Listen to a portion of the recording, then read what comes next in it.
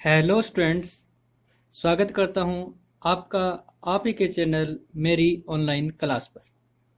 आज हम सॉल्यूशन में हमारी जो सीरीज चल रही है उसके अंदर नेक्स्ट वीडियो में हम हेनरी लॉ की एप्लीकेशन को डिस्कस करेंगे और आगे हम चैप्टर को कंटिन्यू रखेंगे। चलिए स्टार्ट कर लेते हैं सॉल्यूशन के बारे में, क्या कुछ हमने आगे पढ़ना है आज। तो यहाँ पे देखिए, आपको नज़र आ रहा होगा एप्लीकेशन ऑफ हेनरीज लॉ। किसकी एप्लीकेशन पढ़ रहे हैं हम? हेनरीज लॉ की हम क्या पढ़ रहे हैं? एप्लीकेशन पढ़ रहे हैं। तो हेनरी लॉ की क्या क्या एप्लीकेशंस है उनको आज हमें डिस्कस करना है। एक एप्लीकेशन मैंने पिछली वीडियो में करवा दी है, तो जिन्होंने वीडियो को अभी तक नहीं देखा वो उस वीडियो को देख लें। To minimise the painful effect, यानी जिसको हम बोलते हैं बेंड्स, ठीक है। Decompression of deep sea driver O2 diluted with less soluble helium gas is used as breathing gas। देखिए इस एप्लीकेशन को मैं आपको समझाता हूँ कि ये क्या कहना चाहता है। मान लीजिए ये आपके पास ये मान लीजिए आपका एक लेवल है, सी लेवल, ठीक है। यहाँ तक जो है वो आपका सी लेवल है। अब ये मान लीजिए हम जो ऊपर है ये हमारा ग्राउंड सरफेस है, ग्राउंड सरफेस, ठीक। और ये हमारे पास सी के अंदर का हो गया। यहाँ पे एक स्कूबा डाइवर खड़ा है, ठीक। अब ये जो स्कूबा डाइवर है जैसे ही नीचे जाएगा, जैसे ही नीचे जाएगा अपने पर्पज के लिए जो उसका एम है, जैसे ही वो नीचे जाएगा तो क्या होगा कि आपके पास यहाँ हमें देखने को मिलेगा कि यहाँ पर प्रेशर जो वो इंक्रीज हो जाएगा। और प्रेशर इंक्रीज होने पर जो सोलिबिलिटी होती है, solubility of gas in liquid also increase, तो ये भी आपकी इंक्रीज हो जाएगी। Solubility of gas in liquid क्या हो जाएगी? इंक्रीज। अब क्या होगा कि जो नाइट्रोजन गैस जो है एयर के अंदर वो डिजोल्व होना स्टार्ट कर देगी। और जब ये वापस आएगा, वापस अर्थ सरफेस पे आएगा, तो प्रेशर कम हो जाएगा। और प्रेशर अगर डिक्रीज हो जाएगा तो प्रेशर डिक्रीज होने से जो इसकी सोलिबिलिटी है वो सोलिबिलिटी भी क्या हो जाएगी? डिक्रीज हो जाएगी। और नाइट्रोजन जो गैस है वो रिलीज होना स्टार्ट कर देगी। और जब नाइट्रोजन गैस रिलीज होगी तो आपके पास पेन होता है, जो यहाँ पे लिखा है to minimise the painful effect, तो पेन होता है। और उससे जो उसको फील होता है कि तेरे जॉइंट्स वगैरह में पेन हो रहा है, इवन को जब डेथ भी हो सकती है, उनको मेडिकल लैंग्वेज में बेंड्स बोला जाता है। तो हम नहीं चाहते कि ये जो टॉक्सिक इफेक्ट जो आ रहा है और ये जो बेंड्स बन रहे हैं इनसे अवॉइड करने के लिए ये जो आप देख रहे हो डायग्राम के अंदर जो ये टैंक लगा हुआ है, ये जो स्कूबा डाइवर है, ये जो टैंक लगा हुआ है, इस टैंक के अंदर वो थोड़ी सी गैस को डाइल्यूट या एयर को किसके साथ लेके जाता है? वो हीलियम के साथ लेके जाता है। एयर को किसके साथ लेके जाता है? वो हीलियम के साथ लेके जाता है। तो हीलियम जो है वो क्या कर देता है? उसको लेस सोल्यूबल कर देता है, ठीक। और हम देखें तो ऊंचाइयों की बात करें, at high altitude the partial pressure of O2 is less than that of ground level. देखो जैसे मैं बात कर रहा हूँ, ये देखो ये ग्राउंड लेवल, अगर ग्राउंड लेवल से ऊपर चले जाएंगे, ऊपर जाने पे प्रेशर क्या हो जाएगा? डिक्रीज हो जाएगा। तो जो ऑक्सीजन गैस है वो भी फिर कम हो जाएगी जो डिजोल्व हो रही है। This lead to low concentration of O2, तो वहां पर O2 की कंसेंट्रेशन क्या हो जाएगी? कम हो जाएगी इन द ब्लड, ठीक है, ब्लड के अंदर कम हो जाएगी, जिसके कारण अनोक्सिया होना स्टार्ट हो जाएगा, ठीक है ना। जी में चलाना, उल्टियाँ आना, तो ये चीजें जो है वो आपके पास क्या होती है? स्टार्ट हो जाती है, ठीक है। तो सांस की तकलीफ भी आप इसको कह सकते हो, ठीक है। चलते हैं नेक्स्ट स्लाइड पे।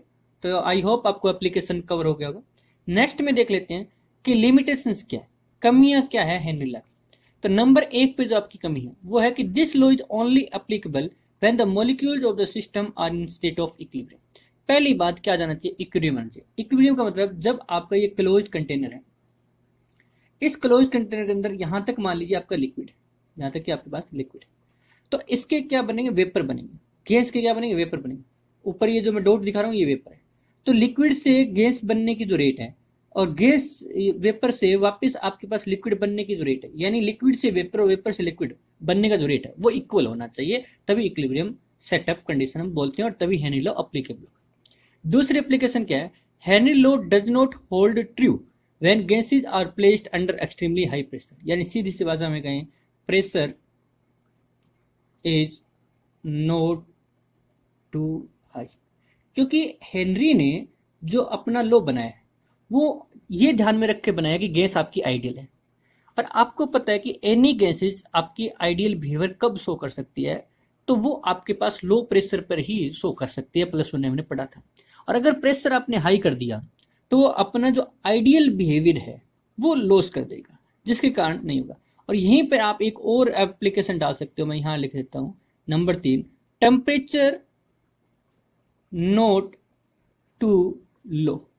टेम्परेचर ज़्यादा कम भी नहीं होना चाहिए, नहीं तो फिर भी आपके पास ये आइडियल गैस की कंडीशन है वो फुलफिल नहीं होगी।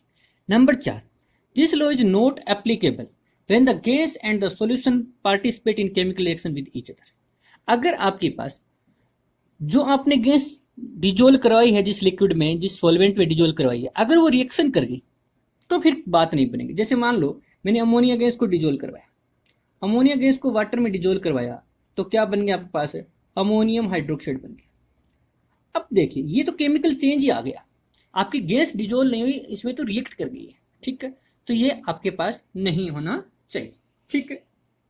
नेक्स्ट बढ़ते हम effect of temperature. Next point हमारा कौन सा आ जाएगा, इफेक्ट ऑफ टेम्परेचर। कब solubility of gas in liquid. जब आपके पास गैस को डिजोल्व करवा रहे हैं लिक्विड के अंदर, तब टेम्परेचर का इफेक्ट क्या आता है। Increase in temperature reduce the solubility of gas in liquid. यानी जो सोलिबिलिटी है, किसकी सोलिबिलिटी की बात कर रहा हूं मैं, गैस की, वो आपकी डिक्रीज हो रही है। Solubility of gas in liquid क्या हो रही है, डिक्रीज हो रही है विद इंक्रीज इन टेम्परेचर। इसको हम जान लेते हैं ऐसा क्यों है। Because on dissolving gas molecule in liquid the process dissolution is similar to condensation leading to the evaporation of heat. ये क्या कह रहे हैं, क्योंकि जब हम गैस को डिजोल्व करवाते हैं, गैस के मॉलिक्यूल को डिजोल्व करवाते हैं लिक्विड के अंदर, तो प्रोसेस ऑफ डिसोल्यूशन, मैंने आपको जब सॉलिड को लिक्विड में डिजोल्व करा रहे थे, सॉलिड को जब लिक्विड में डिजोल्व करवा रहे थे, तब मैंने आपको 2 डेफिनेशन पढ़ाई थी जब हम सॉल्यूशन बना रहे थे। एक तो पढ़ाई थी आपको मैंने डिसोल्यूशन क्या होता है, और एक मैंने आपको बताया था क्रिस्टलाइजेशन क्या होता है। तो जिन्होंने अभी तक डिसोल्यूशन क्रिस्टलाइजेशन के बारे में नहीं पता है, तो इसी चैनल पर आप प्रीवियस जो वीडियो है वो आप पहले देखिए। तो जो डिसोल्यूशन प्रोसेस है वो सिमिलर टू कंडेंसेशन होता है। देखो मैंने आप इस पर प्रेशर लगाया, इसको सोल्यूबल करवाना चाहा, तो ये जो मॉलिक्यूल है, गैस के मॉलिक्यूल जो पहले दूर दूर थे, इसमें सोल्यूबल हो जाएंगे, सॉरी, तब जो है वो आपके पास क्या हो जाएगा, नजदीक आ जाएगा। यानी कंडेंसेशन होता है, जैसे रेन होती है ना, वाटर वेपर नजदीक नजदीक आते हैं तो लिक्विड में कन्वर्ट होते हैं, ड्रॉप बनती है, तब रेन स्टार्ट होती है, तो कंडेंसेशन प्रोसेस हो रहा है। तो इसके कारण क्या होता है कि आपके पास एवोल्यूशन होता है, सॉरी अगर पिछली बार मिस्टेक से इसको एवोपरेशन बोल गया हो, तो एवोल्यूशन होता है हीट का, यानी हीट रिलीज होती है। तो जब आपको ली चेटेलियर प्रिंसिपल क्या कहता है, ली जो चेटेलियर प्रिंसिपल है, वो ली चेटेलियर प्रिंसिपल ये तो कहता है कि अगर आप कोई प्रोसेस करवा रहे हो और वो प्रोसेस आपका एक्सोथर्मिक है और इक्विलिब्रियम सेटअप हो चुका है, तो आपका वो किस तरफ आ जाता है, बैकवर्ड डायरेक्शन के अंदर आ जाता है। कब, अगर आप टेम्परेचर को क्या करोगे, इंक्रीज करो। अगर टेम्परेचर को आप इंक्रीज करोगे तो वो आपके पास क्या आ जाता है, बैकवर्ड के अंदर आ जाता है। तो इसको आपको थोड़ा सा क्या रखना है, ध्यान रखना है। आई होप आपको समझ में आ गया। एक बात और कर लेते हैं कि आपके पास ये जो हमेशा ही ध्यान रखना पड़ेगा कि टेम्परेचर बढ़ाने के साथ जो सोलिबिलिटी ऑफ सॉलिड लिक्विड है वो डिक्रीज भी हो सकती थी और इंक्रीज भी हो सकती थी, क्योंकि जब सॉलिड और लिक्विड को जब हम डिजोल्व करवा रहे हैं तो वो प्रोसेस एक्सोथर्मिक भी हो सकता है, वो प्रोसेस एंडोथर्मिक भी हो सकता है। बट गैस की जब बात कर रहे हैं हम, गैस के मॉलिक्यूल की सॉलिबिलिटी की जब हम बात कर रहे हैं, तो उस टाइम आपकी जो सॉलिबिलिटी है वो हमेशा ही क्या होगी, डिक्रीज होगी। ठीक है बच्चों, आगे देखते हैं। ये देखिए थोड़ा सा इसमें ग्राफ बनाया हुआ है, थोड़ा सा आपको क्लियर विजिबल नहीं हो रहा होगा, बट अगर थोड़ा मैं और इसको बड़ा करूं तो थोड़ा सा आप ग्राफ को ध्यान से देखिए क्या कह रहे हैं। यहाँ पे सॉलिबिलिटी है ग्राम में, वो भी 100 ग्राम में, यानी CO2 की सॉलिबिलिटी पर 100 ग्राम सॉल्वेंट के अंदर कितनी है वो बता रखी है।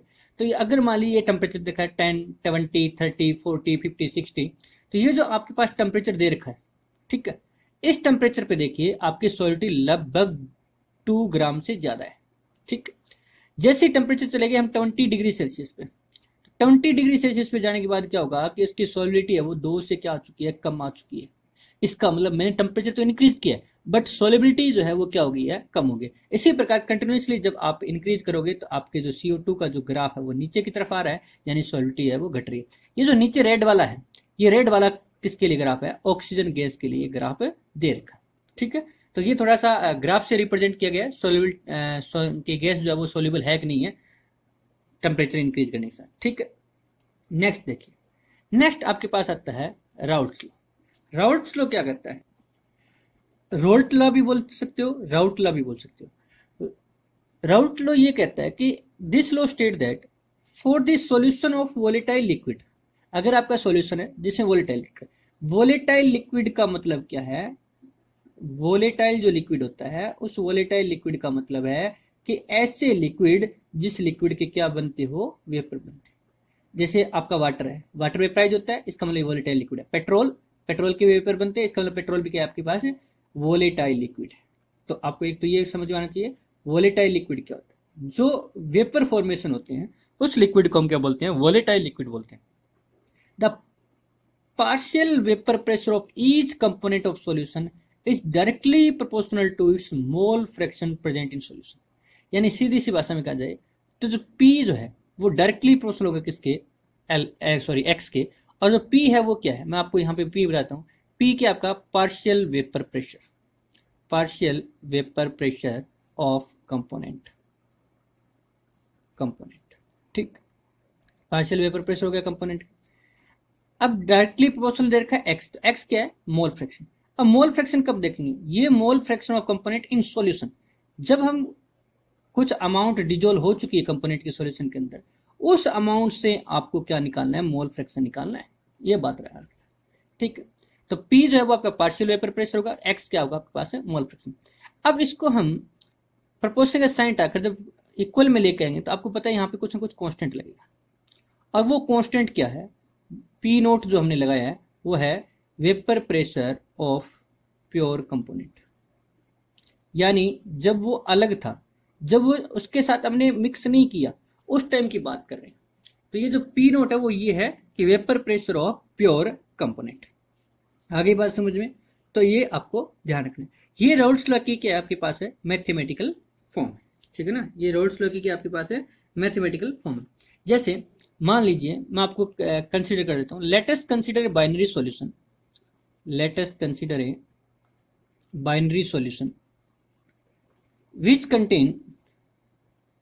contain A and B components, A and B components।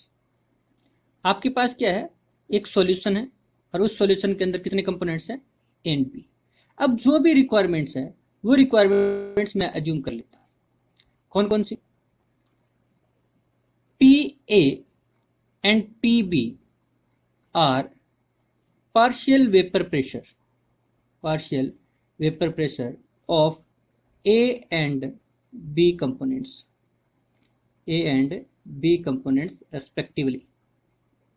Okay बच्चों, और P not A and P not B are vapor pressure of A and B components respectively।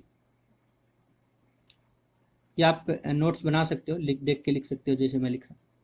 और XA and XB are mole fraction of A and B components respectively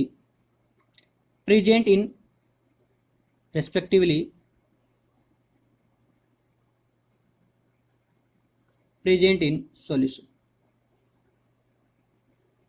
okay, तो अब अगर हम routes law लगाएं, जो भी हमने zoom कर ली है, तो अकॉर्डिंग टू राउट्स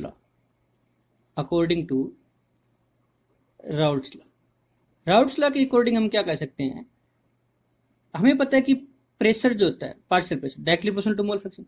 अगर मुझे ए का निकालना तो यहाँ ए लग जाएगा, इसका सिंप्लीफिकेशन करूंगा तो क्या लग जाएगा, PA is equal to P not A X A. Similarly PB किसके आ जाएगा, P not B X B की इक्वल आ जाएगा। और अगर मैं इसका सॉल्यूशन बनाया तो the vapour pressure of solution, तो वेपर प्रेशर ऑफ सॉल्यूशन कितना हो जाएगा, या टोटल प्रेशर कह सकते हो, मैं ऐसे लिख देता हूँ सॉल्यूशन कितना हो जाएगा, PA प्लस PB। आप यहाँ पे वैल्यू पुट कर सकते हो तो कितना आ जाएगा, P not A X A plus P not B X B, this is the pressure of the solution. ठीक है बच्चों, तो यहां तक आपको ये समझ में आ गया होगा आई होप कि रोल्स लॉ क्या होता है। तो रोल्स लॉ क्या कहता है कि जो पार्शियल प्रेशर होता है वोलेटाइल कंपोनेंट का, वो डायरेक्टली प्रोपोर्शनल होता है मोल फ्रैक्शन जो प्रेजेंट इन ए सॉल्यूशन होता है। नेक्स्ट टॉपिक हमारे है vapour pressure of a liquid liquid solution. यानी लिक्विड लिक्विड सॉल्यूशन का मतलब हो गया कि आपको पता है कि जो सॉल्यूशन होता है उसके दो कंपोनेंट में डिवाइड किया गया था। एक आपको बोला गया था सॉल्वेंट और सेकंड आपके पास क्या बोला गया था, सोल्यूट। इसमें सॉल्वेंट आपका लिक्विड होगा और जो सोल्यूट है वो भी आपका क्या होगा, लिक्विड होगा। दोनों आपके पास लिक्विड होंगे। उस टाइम हम क्या बात कर रहे हैं, वेपर प्रेशर की हम बात कर रहे हैं, vapour pressure of a liquid liquid solution.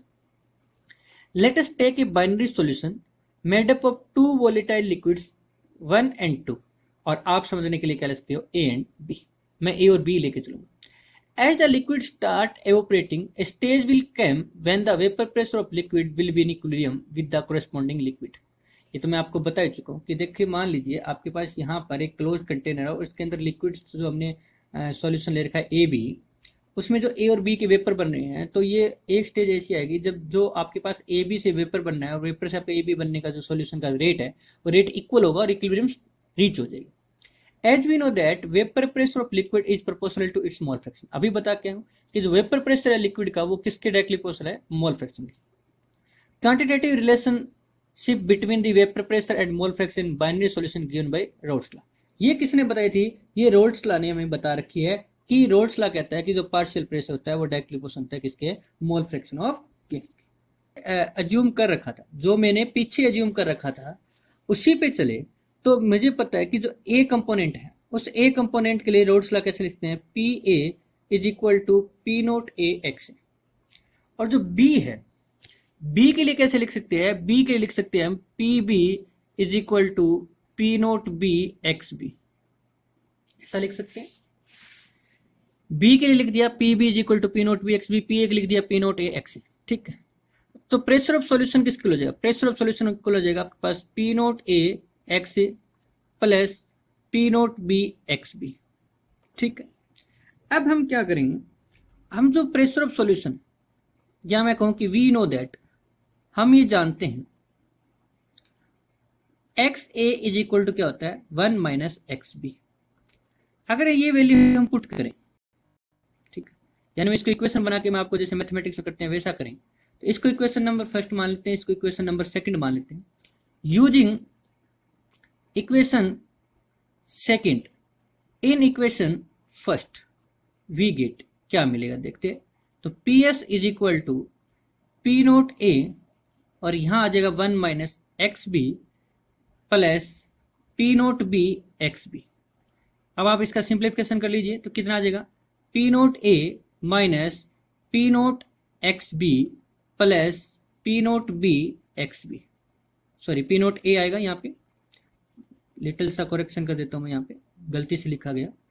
देखो यहां मल्टीप्लाई करो तो क्या आएगा, जस्ट ए मिनट, ये पूरा इरेज कर देता हूं। देखो पी नोट ए के 1 के साथ मल्टीप्लाई पी नोट, अब कितना आएगा, P note A x B आएगा। अब इन दोनों में कॉमन क्या आ रहा है आपका, एक्स बी कॉमन आ रहा है, तो P S is equal to कितना आ जाएगा, पी नोट ए प्लस यहां पे हम देखें तो क्या बचेगा, P note B minus P note A और एक्स बी। ये आपके पास सॉल्यूशन आ जाएगा। इस इक्वेशन को मैं मान सकता हूं थर्ड।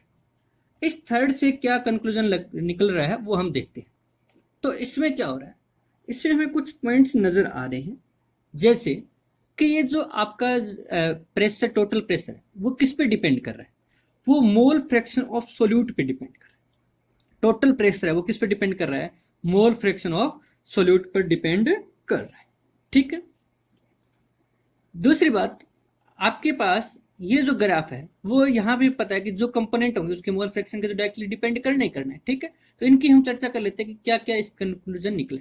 तो following conclusion can be draw from the equation third. ये जो आप मैंने अभी इक्वेशन थर्ड बनाई है उस इक्वेशन थर्ड से कंक्लूजन क्या निकला, पहला कंक्लूजन निकला कि total vapour pressure over the solution can be related to the mole fraction of any one component. मैं किसी एक कंपोनेंट का निकाल सकता हूं, जैसे इसी को मान लो मैं अगर ये करूं कि P S is equal to P note A X A plus, ये जो इक्वेशन फर्स्ट है उससे लिख रहा हूं, देखो ध्यान से। अब जो एक्स बी है उसकी वैल्यू पुट कर दूं मैं, उसकी वैल्यू पुट कर दूं क्या, पी नोट बी, और एक्स बी की वैल्यू कितनी आ जाएगी, 1 माइनस एक्स ए।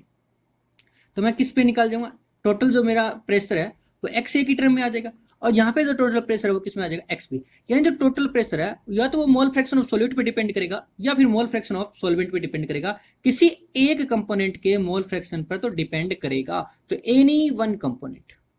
सेकंड पॉइंट क्या कहते हैं, पहला हो गया क्लियर, सेकंड पे बढ़ते हैं। Total vapour pressure over the solution varies linearly with the mole fraction of component 2। देखो अब क्या कर रहा है, ये जो इक्वेशन है, इस ये जो पी नोट है यानी प्रेशर ऑफ जो सॉल्वेंट है वो तो है ही है, उसमें कुछ ना कुछ हम क्या कर रहे हैं, ऐड कर रहे हैं, प्लस कर रहे हैं, किस पर, एक्स बी। अगर मैं एक्स बी की वैल्यू बढ़ा दी तो ये प्लस ऐड करने वाली की वैल्यू क्या हो जाएगा, पास इंक्रीज हो जाएगी। अगर ये वाली टर्म आपकी बड़ी हो जाएगी तो पी एस की वैल्यू क्या हो जाएगी, इंक्रीज होगी। यानी जो टोटल प्रेशर है वो आपके पास किस पे डिपेंड करता है, सेकंड कंपोनेंट के मोल फ्रैक्शन पे डिपेंड करता है। Third point, depending on the vapour pressure of the pure components 1 and 2, total vapour pressure over the solution decrease और increase with increase of mole fraction of component. ये क्या कह रहा है कि जो आपके पास vapour pressure of pure component 1 और 2 पर डिपेंड करता है कि जो total vapour pressure of the solution है वो डिक्रीज होगा या इंक्रीज होगा with increase in mole fraction of component. अगर उनका वेपर प्रेशर अगर ज्यादा होगा तो देखो इंक्रीज हो जाएगा। अगर मान लीजिए थोड़ा सा वो लेस वॉलेटाइल आपने ऐड कर दिया तो उसका वेपर प्रेशर क्या हो जाएगा, कम हो जाएगा। तो इंक्रीज भी हो सकता है और डिक्रीज भी हो सकता है, दोनों बात ध्यान रखना। इंक्रीज होने के साथ वो डिपेंड करता है कि आपने कौन सा वॉलेटाइल लिक्विड है वो ऐड कर रहे हो। मोर वॉलेटाइल ऐड कर रहे हो तो ज्यादा हो जाएगा, लेस वॉलेटाइल कर रहे हो तो उसका जो वेपर प्रेशर है वो क्या हो जाएगा, कम हो जाएगा। तो ये डिपेंड करेगा। ये कुछ ग्राफ बनाया हुआ है, यहाँ पे मोल फ्रैक्शन ऑफ ए यानी 1 लिखा है तो 1 का 1 मान लिया यहाँ पे, तो इधर जाएंगे जैसे जैसे तो मोल फ्रैक्शन कम होता जाएगा और मोल फ्रैक्शन यहाँ पे आके कितना हो जाएगा, 0 हो जाएगा। इसी प्रकार आपको पता है कि अगर मैं लिखूं तो x1 plus x2 is equal to कितना होता है, 1 होता है। फर्स्ट और सेकंड कंपोनेंट के मोल फ्रैक्शन सम 1 होगा। और अगर मैं x1 1 मान लेता हूं तो आपके पास x2 की वैल्यू कितनी आ जाएगी, 0 हो जाएगी। और अगर x1 की वैल्यू 0 होगी तो आपके पास x2 की वैल्यू कितनी हो जाएगी, 1 हो जाएगी। तो यहाँ पे x2 की वैल्यू 0 है, यहाँ पे x2 की वैल्यू कितनी है, 1 है। ठीक है, वेपर प्रेशर आ गया। यहाँ पे पी वन नोट आपका वेपर प्रेशर हो गया जब ओनली 1 कंपोनेंट है, और ये आपका पी नोट बी है। जैसे जैसे आप इधर जाओगे तो 1 या 1 का मोल फ्रैक्शन क्या होता जाएंगे, कम होते जाएंगे। मोल फ्रैक्शन कम होगा तो इसका वेपर प्रेशर भी कम होता जाएगा। और जब यहाँ पे ए कंपोनेंट 0 हो जाएगा तो यहाँ पे प्रेशर भी कितना हो जाएगा, 0 हो जाएगा। ठीक उसी प्रकार जब इधर जा रहे हैं तो जो बी है, x2 है यानी जो बी है सोल्यूट है, उसकी अमाउंट बढ़ रही है तो उसका प्रेशर बढ़ता जाएगा और ये टोटल हो जाएगा। दोनों को मिलाकर आपके पास कौन सा बनेगा, टोटल वेपर प्रेशर बनेगा। तो इस ग्राफ को थोड़ा सा आप देख सकते हो। आई होप कि आपको ये ग्राफ समझ में आ गया होगा। ठीक है, तो ये था आपके पास vapour pressure of liquid solution. किसका वेपर प्रेशर था ये, लिक्विड सॉल्यूशन का। आगे हम बात करेंगे vapour pressure of liquid solid solution. देखिए नेक्स्ट स्लाइड पे चलते हैं। अब देखिए vapour pressure of solid liquid solution, इसमें एक सॉलिड होगा एक लिक्विड होगा। अब देखिए क्या कह रहा है कि जब आपने अगर नॉन वोलेटाइल सॉल्यूट ऐड कर दिया, when a non volatile solute is added to the solvent to form a solution, then the vapor pressure of solution is found to lower than vapor pressure of pure solvent at same temperature। मान लीजिए temperature में constant कर देता हूँ, temperature क्या कर देता हूँ मैं, कांस्टेंट कर देता हूँ। तो टेम्परेचर कांस्टेंट करने के बाद ये क्या बात बोल रहा है, ये कह रहा है कि जो प्रेशर ऑफ सॉल्यूशन है वो हमेशा ही लेस देन होगा vapour pressure of pure solvent. यानी पीएस की वैल्यू, सॉल्यूशन के वेपर प्रेशर की वैल्यू सॉल्वेंट के जो प्योर था उस टाइम उसका जो वेपर प्रेशर होगा उससे कम होगी। कब, if solution contain non volatile solute, non volatile solute. आगे मैं ये चर्चा करूंगा कि जब से जैसे आप non volatile solid solute add करते जाओगे, अगर आपने उसकी अमाउंट बढ़ा दी तो उतना ही कम होता जाएगा। देखो प्रेशर ऑफ सॉल्यूशन कम तो आना है, कितना कम आना है वो डिपेंड करेगा किस पर, अमाउंट ऑफ सॉलिड सॉल्यूट पर। और वो सॉलिड सॉल्यूट कैसा होना चाहिए, नॉन वोलेटाइल होना चाहिए, उस पर डिपेंड करेगा, उस पर क्या करेगा, डिपेंड करेगा। ठीक है, आगे बात ये समझे। देखिए कैसे मैं रीजन भी बताऊंगा और आपको प्रूव भी कराऊंगा। नेक्स्ट पढ़ लेते हैं एक बार क्या है, the decrease in vapour pressure of solution is depend on the quantity of non volatile solute. जो देखो मैंने बात बोली वो यहां भी लिख रखी है, तो नोट्स बनाने में आपको कोई दिक्कत नहीं आएगी। तो decrease in vapour pressure solution का वो किस पे डिपेंड करेगा? मैं दो तरीके से आपको समझा सकता हूं। पहला फर्स्ट मेथड इस डायग्राम से देखें, सेकंड हमारा मैथमेटिक्स देखेंगे। ठीक, ये देखो आपके पास प्योर सॉल्वेंट है और ये जो आपको ब्लू डॉट नजर आ रहे हैं ये सॉल्वेंट के, ये भी किसके हैं? सॉल्वेंट के। और सॉल्वेंट का क्या है? यहाँ पे वेपर प्रेशर नोट हो रहा है। और अगर सॉल्वेंट का ये वेपर प्रेशर है, अब यहां से क्या है कि यहाँ ये जो सरफेस है, देखिए ध्यान से देखिए, ये बात मैं आगे लिख दूंगा। ये जो सॉल्वेंट के जो पार्टिकल्स हैं सरफेस पे, वो सारे सॉल्वेंट के वेपर बन जाएंगे। अब ये जो ग्रीन वाले हैं, देखो यहाँ पे नीचे लिखा, ग्रीन जो है वो आपके पास किसको रिप्रेजेंट करे? सोल्यूट को रिप्रेजेंट करे। जब आपने सॉल्वेंट और सोल्यूट को मिक्स कर दिया, जैसे 1 मोल सॉल्वेंट और 1 मोल सोल्यूट ले लिया, तो जो सरफेस पर कुछ सरफेस ऑक्यूपाई कर लिया, कुछ सरफेस कवर कर लिया गया, किसके द्वारा? सोल्यूट पार्टिकल के द्वारा, सोल्यूट मॉलिक्यूल के द्वारा। और ये वेपर नहीं बना सकते। क्यों नहीं बना सकते? मैंने क्या बोला है कि जो आपका सोल्यूट है वो नॉन वोलेटाइल है। सोल्यूट कैसे? आपका नॉन वोलेटाइल, यानी जिसके वेपर नहीं बनते। तो ये कैसे बनेंगे वेपर? तो अब देखिए, ये वाला सरफेस से जो लिक्विड आपका जो पहले सॉल्वेंट था उसका जो वेपराइजेशन हो रहा था, वो वेपराइजेशन कम हो गया। यानी पहले जो rate of formation of vapour था सॉल्वेंट का, वो क्या था? ज्यादा था। अब क्या हो गया? कम हो गया। क्यों कम हो गया? क्योंकि जैसे आपने कुछ अमाउंट नॉन वोलेटाइल सोल्यूट की डाली, उसके अंदर ऐड किया, तो उसके कारण कुछ सरफेस पर पार्टिकल, कुछ या कहें मॉलिक्यूल किसके आ चुके हैं? वो सोल्यूट के आ चुके हैं, जिसके कारण वो वेपराइज होने नहीं देंगे और कम आपके पास सॉल्वेंट वेपर में कन्वर्ट हो पाएगा। जैसे यहाँ पे देखिए आपको इनकी संख्या ज्यादा नजर आ रही होगी, और जबकि यहाँ पे संख्या क्या है? नजर कम आ रही है। ठीक है, तो नेचर पे डिपेंड नहीं करता। ठीक है, किस पे डिपेंड करेगा? अमाउंट पे डिपेंड करेगा। ये नहीं कहता कि आप क्या ऐड कर रहे हो, आप शुगर ऐड कर रहे हो, कि आप यूरिया ऐड कर रहे हो, या कुछ और ऐड कर रहे हो वाटर के अंदर, उस पर डिपेंड नहीं करता। ये डिपेंड करता है केवल इसकी अमाउंट पर। अगर अमाउंट ज्यादा है तो प्रेशर कम हो जाएगा, और अमाउंट कम है तो प्रेशर थोड़ा कम होगा। हाँ, होगा जरूर कम, कि pressure of solution is always less than the vapour pressure of pure solvent. Vapour pressure of solution is always less than the vapour pressure of pure solvent. अगर सॉल्यूशन के अंदर आपने बनाते वक्त आपने नॉन वोलेटाइल सॉल्यूट को add किया है तो। ठीक है, आई होप आपको ये पॉइंट क्लियर हो गया। अब सेकंड मेथड से मैं आपको प्रूव करूंगा मैथमेटिकली। चलते हैं एक बार नेक्स्ट स्लाइड की तरफ बढ़ते हैं। देखिए नेक्स्ट क्या कह रहा है, ये अभी जो मैंने बताया उसका रीजन देख लेते हैं। The solution, the surface has both solute and solvent molecule. तो सरफेस पे क्या होंगे? दोनों के होंगे, both solute and solvent molecule. Thereby the fraction of surface covered by the solvent molecule get reduce. जो पहले जिन सॉल्वेंट मॉलिक्यूल ने सरफेस को कवर कर रखा था वो अब कम हो गए, तो आपके पास number of solvent molecule escaping from the surface is correspondingly reduce. तो फिर इसका मतलब निकलना भी, जैसे मैंने डायग्राम बताया था पीछे, वो निकलना भी कम हो गए, तो वेपर प्रेशर आल्सो क्या हो जाएगा? रिड्यूस हो जाएगा। एक बात और देखते हैं, अभी मैंने, अगर ध्यान हो तो अभी मैंने बनाया था P A is equal to P note A X A according to Raoult's law, P B is equal to P note B X B. ठीक है, ये बात समझे। और टोटल प्रेशर क्या हो जाएगा?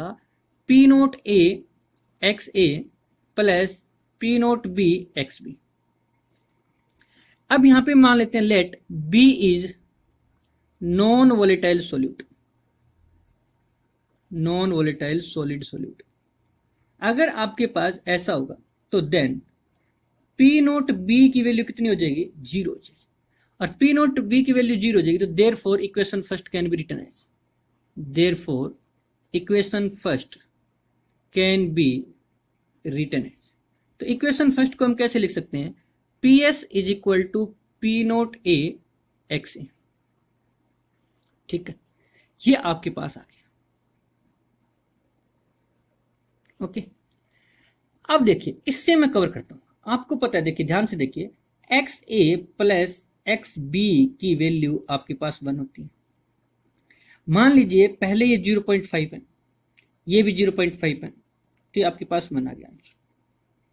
ठीक, ये वैल्यू आप पी नोट ए कुछ ही मान लीजिए, जैसे मैं मान लीजिए 5 7 कुछ ही मान लीजिए, तो P S is equal to 5 मान लेता हूँ, पी नोट ए की वैल्यू कॉन्स्टेंट, क्योंकि तो vapour pressure of pure solvent है।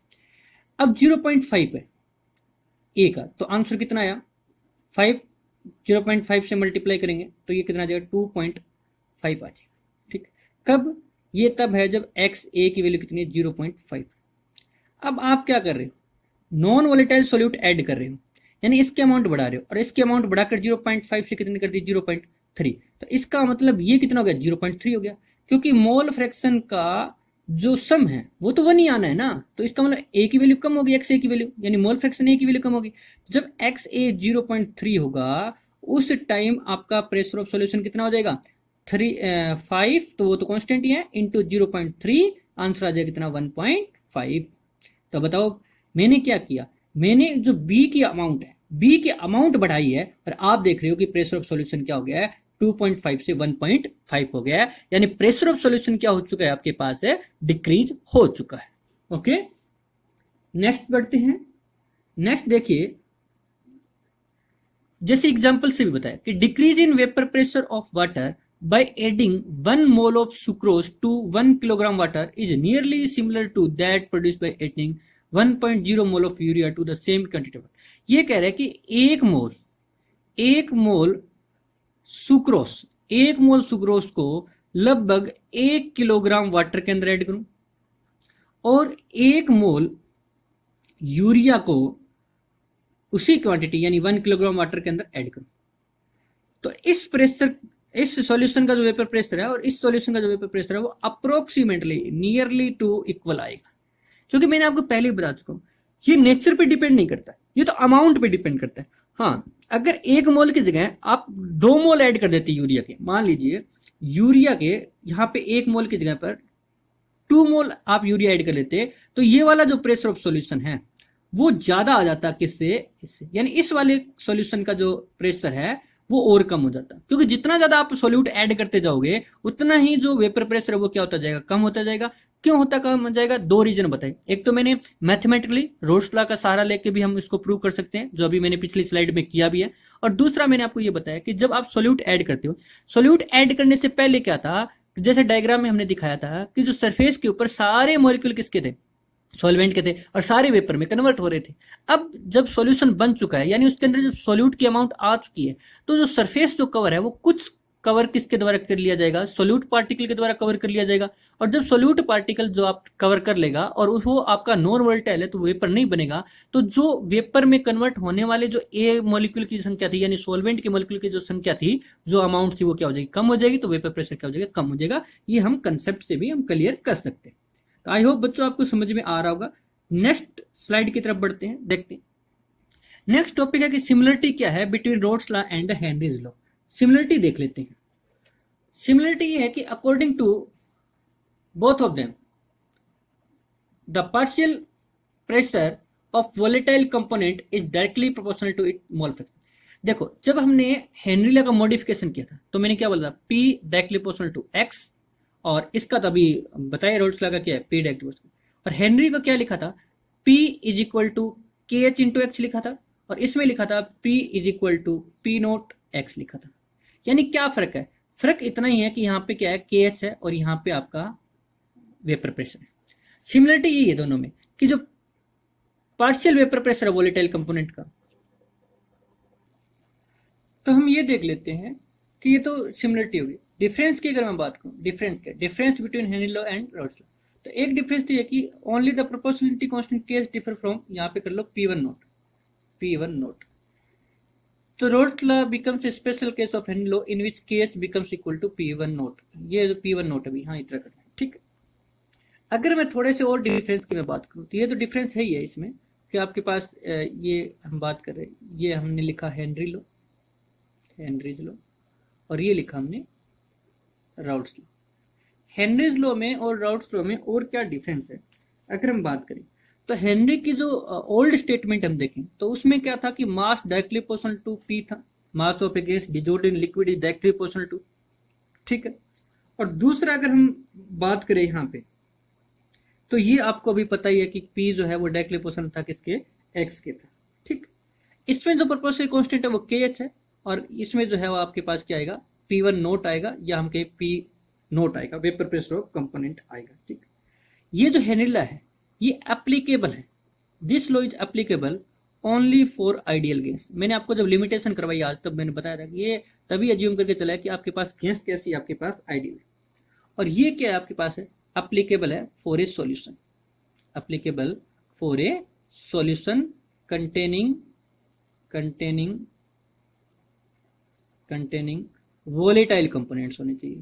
क्या होने चाहिए, वोलेटाइल कंपोनेंट्स होने चाहिए। ठीक है, ये बात समझ में आ गई होगी आपको। तो ये इस तरह से डिफरेंस एक से ज़्यादा भी हम लिख सकते हैं अगर बड़ा क्वेश्चन बना के